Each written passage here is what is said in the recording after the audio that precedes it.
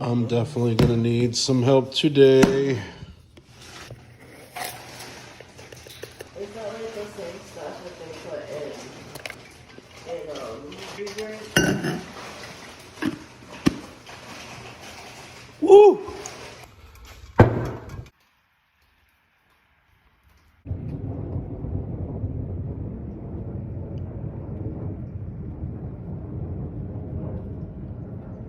A storm is coming.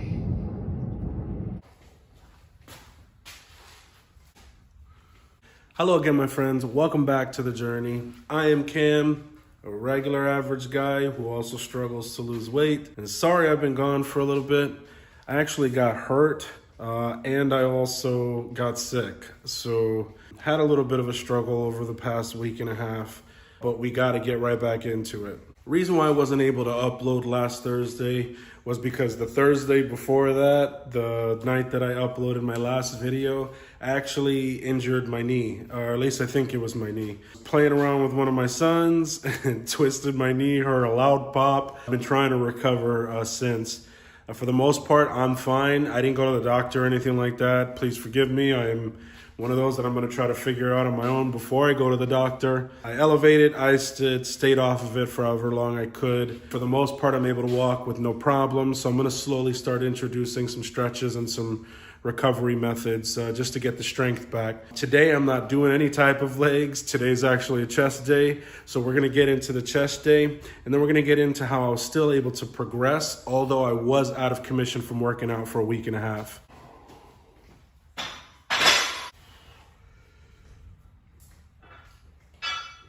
I don't normally train for strength, but every so often I like to see how strong I get. So today's chest day is a day where I just kind of progressively go up.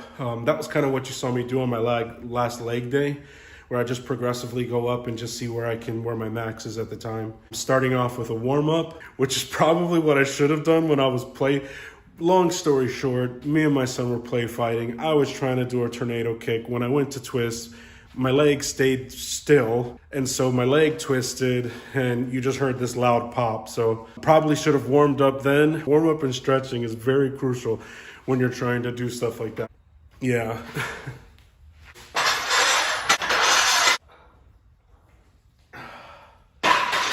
So you might be wondering, how did you progress? How were you able to progress if you didn't work out for a week and a half? It kind of goes into one of my methods that I've talked about in the past, which has to do with tracking. Tracking calories and tracking your progress. I've said it before, I feel like it's one of the most important things to do is to track, especially in the beginning.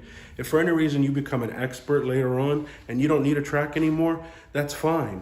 But to start off, to make sure that you are progressing, to make sure you're getting ahead and reaching your goals, I highly recommend tracking.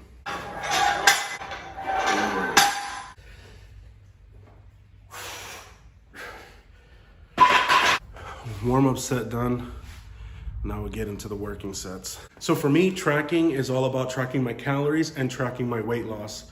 Now, you don't have to track your weight every day. A lot of people will tell you don't weigh yourself every day.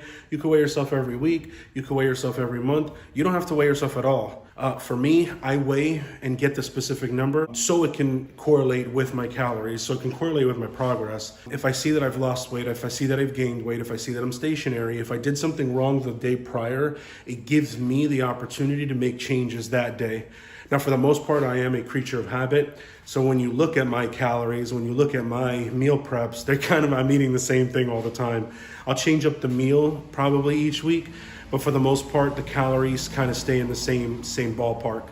But it is a way for you to keep track of it. If you ate something yesterday that might have caused you to go above your calories, which in turn caused you to gain weight or not see any progress, like you didn't lose anything, you might want to check your weight that day, see that you didn't lose anything, and then see what changes you could have made from the day prior. That's the way that I've been doing it. My goal right now is to lose weight. I'm trying to get to 260. Right now, with me being around 315 pounds, 5'8", late 30s, my calories is roughly around 2,800 calories if I'm working out consistently 3 to 4 times a week. Now, this is another reason why I say to track. Because let's say like from what happened to me, I got injured and then I got sick. But the day that I got injured and realized I was not going to be able to work out, I was not going to be as mobile as I would like to be. I knew right then and there I had to change my calories. I had to reevaluate my calories. So like I said, I'm 2,800 calories working out. Knowing that I wasn't going to work out, I knew that that had to decrease. So again, reevaluating it, I saw that in order to just keep losing weight, but without the working out, I would have to be at 23 to 2,400 calories. This is another good reason why you should track it, because you kind of get to see what you're doing. If you have one of those things where you have a watch that can monitor your steps, that burns calories. There's a lot of things that you can do in order to burn calories. If you track it and you're burning calories, it allows you to eat a little bit more than what you normally would.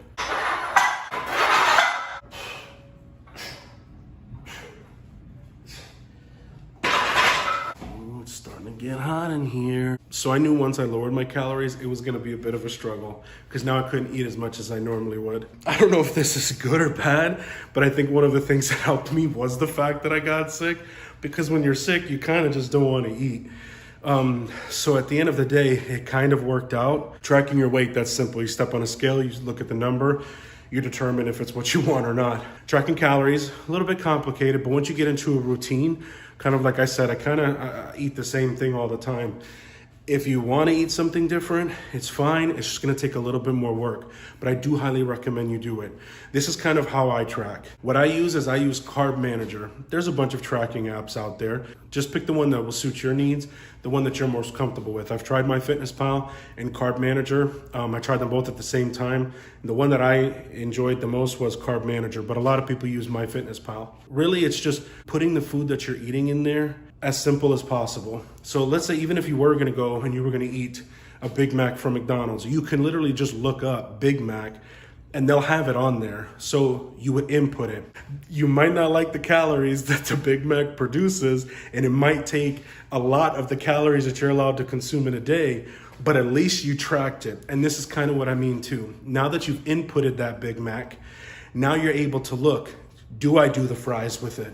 If I do the fries, do I get a regular Coke or do I get a Diet Coke? And then once you have that meal and you look at that meal and you're like, okay, this meal was about 1,200 calories. See, for me, again, when I wasn't working out, mine was 2,300, 1,200 calories. That means that I had 1,100 calories for that day.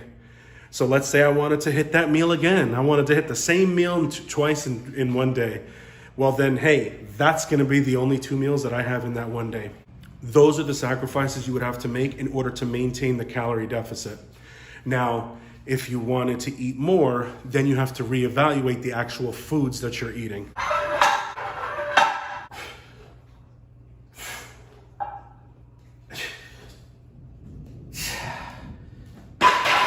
Now, I am not naive that changing the foods are easier said than done. The ones who struggle to lose weight, it has to do primarily with our relationship with food. So I understand that you might prefer that Big Mac meal over something with a healthier option. But these are the things that we have to try to fight through. Now, the way that I've managed to be able to make the switch is still finding foods that you like. Stuff like Chipotle, rice, chicken, beans. Beans have protein, chicken have proteins, and rice. You can still keep track of that type of stuff while maintaining healthier options. For me personally, what I try to do is I just try to change things up. So let's say if you did go to McDonald's, I would do a Big Mac and maybe not get the fries, or get a small fry instead. Or get the meals, split the Big Mac in half, split the fries in half, and that's 2 separate meals for that day, and you would still be able to eat a third meal by the end of it.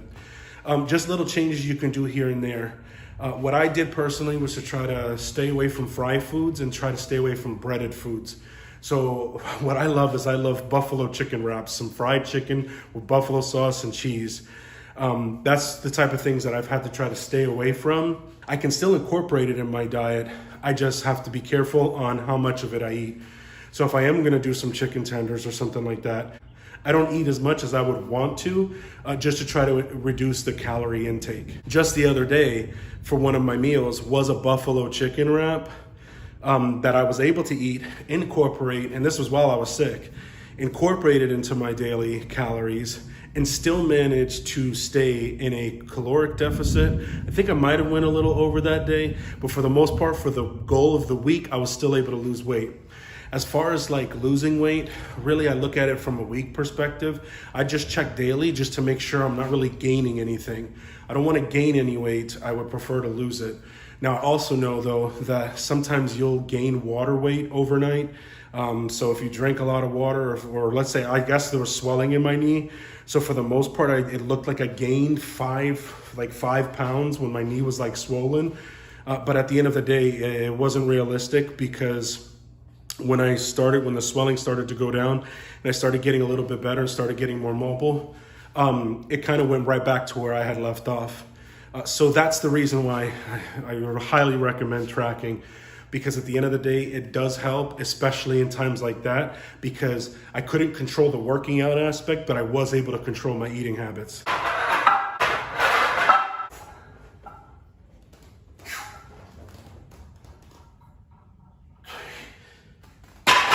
Ooh, that was a tough one. So again, when you're trying to stay in that caloric deficit, you definitely just want to be more mindful about what you're eating. It doesn't mean you can't eat the stuff that you like. Just be moderate about it. I still eat pizza. I still eat Chinese food. Not all the time, but let's say if you are going to do that once a week thing and you do want to give yourself a cheat day, I don't feel a cheat day is to really just go for a free-for-all. It's really just to be able to enjoy the food you like to eat, but you still want to be modest about it. One of the other things that I do to try to help me stay in that caloric deficit, and I've kind of repeated it a couple times in this video, is meal prepping. Now, what meal prepping helps me do, make that one meal, track that one meal, and then I can just put that one meal in my app for 5 days. So what I normally do is I do breakfast and I do lunch. And I know that, let's say 1,200 calories or 1,300 calories or 1,400 calories out of my day is already dedicated to breakfast and to lunch. And I already know what that breakfast and lunch is gonna be. So it takes out the guesswork.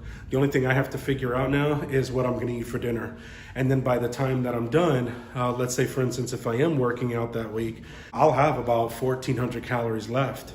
So knowing that I have that 1,400 calories left, now, I want to say free-for-all, but it does give me a little bit more leeway to be able to eat a little bit more during dinner time. And if you want to switch that around, that's fine.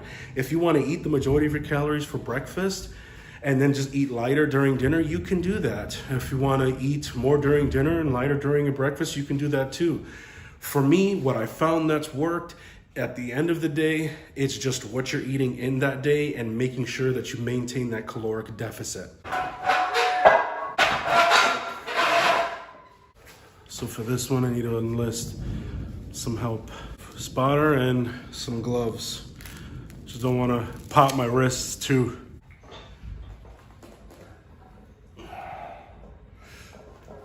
I got it.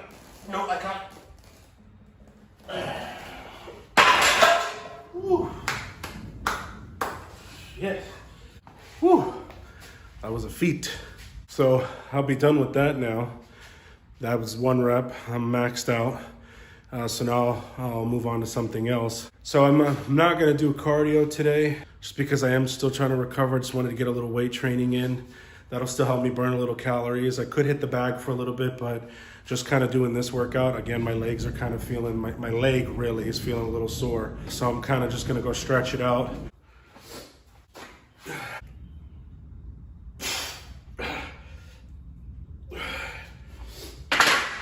So I definitely recommend you keeping track of your calories, keeping track of your weight loss, the weight itself. I do feel like while we're on this journey, it's gonna be one of the main things that we're gonna need in order to succeed.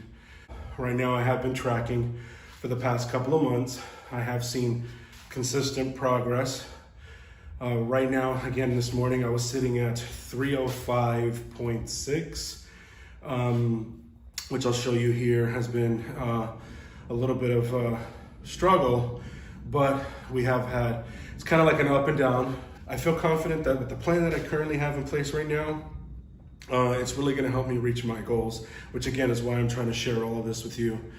So definitely continue watching this journey, subscribe to the channel, continue checking us out. That way you can succeed too. Hopefully you find this helpful, and I'll see you on the journey. Also, check out this progress update. Do you see a difference?